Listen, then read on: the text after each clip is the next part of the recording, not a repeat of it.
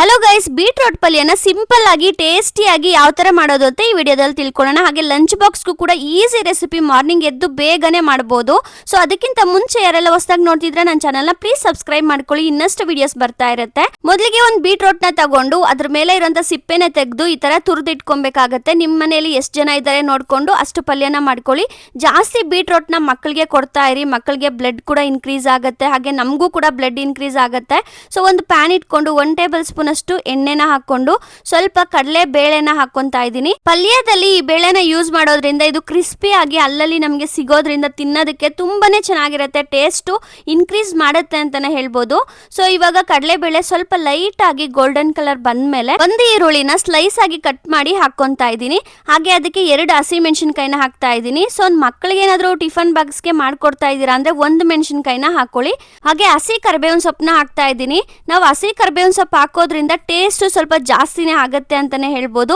ಇವಾಗ ಇಷ್ಟನ್ನು ಚೆನ್ನಾಗಿ ಫ್ರೈ ಮಾಡ್ಕೊಳ್ಳಿ, ಗೋಲ್ಡನ್ ಕಲರ್ ಬರೋವರೆಗೂ ಚೆನ್ನಾಗಿ ಫ್ರೈ ಮಾಡ್ಕೊಳ್ಬೇಕು. ತುಂಬಾನೇ ಸಿಂಪಲ್ ಆಗಿ ಈ ಒಂದು ರೆಸಿಪಿನ ಮಾಡ್ಕೊಬಹುದು. ಬೆಳಗ್ಗೆ ನೀವು ಬೇಗ ಎದ್ದು ಟಿಫನ್ಗೆ ಅಥವಾ ಲಂಚ್ ಬಾಕ್ಸ್ಗೆ ಪ್ರಿಪೇರ್ ಮಾಡಬೇಕು, ಟೈಮ್ ಇಲ್ಲ ಅಂದ್ರೆ ನೀವು ಬೀಟ್ರೋಟ್ ನ ನೈಟ್ ಏನೇ ತುರಿದಿಟ್ಕೊಂಡು ಒಂದು ಬಾಕ್ಸ್ ಅಲ್ಲಿ ಹಾಕಿ ಫ್ರಿಜ್ ಅಲ್ಲಿ ಇಟ್ಕೊಂಡ್ರೆ ನೀವು ಮಾರ್ನಿಂಗ್ ಎದ್ದು ಈಸಿಯಾಗಿ ಮಾಡ್ಕೊಬಹುದು. ಈ ಟಿಪ್ ನ ಕೂಡ ಫಾಲೋ ಮಾಡ್ಕೊಳ್ಳಿ, ಬೇಗ ಆಗ್ಬೇಕು ಮಾರ್ನಿಂಗ್ ಅಂದ್ರೆ.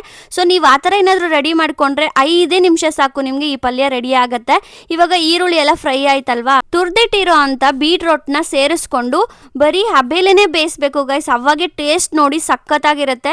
ನೀರ್ನ ಹಾಕಿ ಬೇಯಿಸಿದ್ರೆ ಚೆನ್ನಾಗಿರಲ್ಲ ಟೇಸ್ಟ್, ನೀವು ಅದೇ ಹಬೇಲಿ ನಿಧಾನಕ್ಕೆ ಬೇಯಿಸಿದ್ರೆ ತುಂಬಾನೇ ಟೇಸ್ಟಿ ಆಗಿರುತ್ತೆ. ಈಗ ಇದಕ್ಕೆ ರುಚಿಗೆ ತಕ್ಕಷ್ಟು ಉಪ್ಪನ್ನ ಕೂಡ ಹಾಕೊಂಡು ಚೆನ್ನಾಗಿ ಕಲ್ಸ್ಕೊಂಡು ಆ ತಟ್ಟೆ ಅಂದ್ರೆ ಬೀಟ್ರೋಟ್ ನ ತುರ್ದಿದ್ವಲ್ಲ ಆ ತಟ್ಟೆಯಲ್ಲಿ ಸ್ವಲ್ಪ ನೀರ್ನ ಹಾಕಿ 1-2 ಟೇಬಲ್ ಸ್ಪೂನ್ ಅಷ್ಟು ನೀರ್ನ ಹಾಕಿ ಅದ್ರಲ್ಲಿ ಹಾಕಿ ಈ ತರ ಕಲ್ಸ್ಬಿಟ್ಟು ಲಿಡ್ ಕ್ಲೋಸ್ ಮಾಡಿ 5 ನಿಮಿಷ ಲೋ ಫ್ಲೇಮ್ ಅಲ್ಲಿ ಇದನ್ನ ಕುಕ್ ಮಾಡ್ಕೊಬೇಕು. ನಿಜವಾಗ್ಲೂ ಟೇಸ್ಟ್ ಸಖತ್ತಾಗಿರುತ್ತೆ.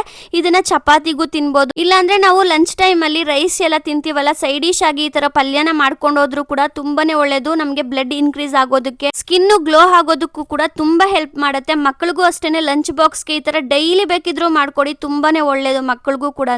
ಸೊ ಇವಾಗ ನೋಡಿ ಲಿಡ್ ಕ್ಲೋಸ್ ಮಾಡಿರ್ತೀವಿ. ಸೊ ಚೆನ್ನಾಗಿ ಹಬೇಲೆ ಬೆಂದಿರುತ್ತೆ, ಟೇಸ್ಟ್ ಕೂಡ ಸಖತ್ತಾಗಿರುತ್ತೆ.